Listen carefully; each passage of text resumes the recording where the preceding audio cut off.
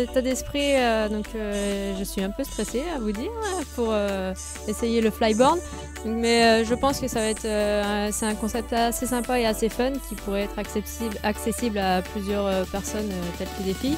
Donc on va essayer et je vous dirai mes impressions après.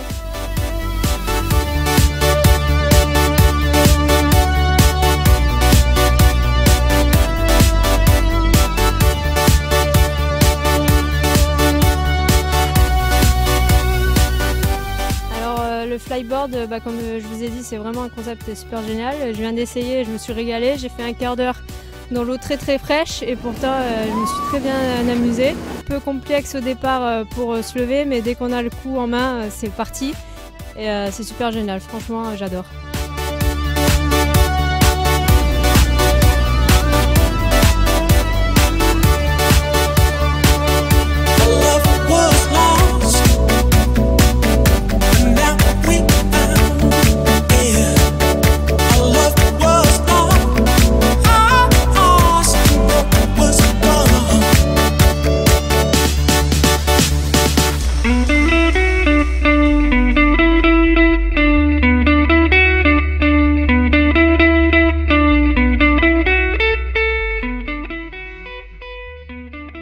Alors le fonctionnement est très simple en fait, c'est un tuyau qui vient se connecter à n'importe quelle turbine d'un jet ski ou d'un engin comme vous avez vu sur la première vidéo. Ça peut s'adapter sur n'importe quel jet, il suffit d'une puissance de à peu près 100 chevaux pour déjà décoller à 2 mètres de haut quoi, en fait. Après il est recommandé d'avoir à peu près 150 chevaux.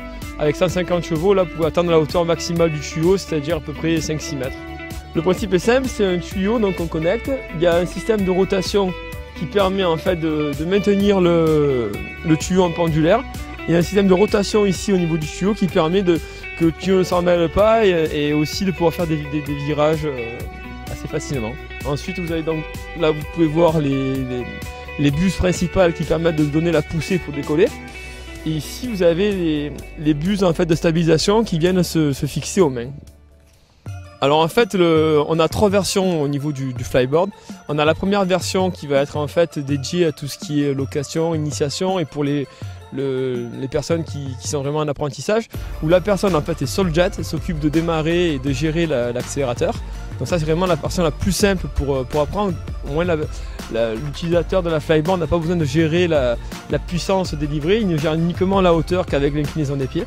Ensuite on a la deuxième version de la flyboard qui là permet en fait de démarrer, d'avoir un coupe-circuit, d'arrêter le jet depuis la flyboard, mais aussi d'accélérer grâce à en fait un potentiomètre qui passe le long du tuyau.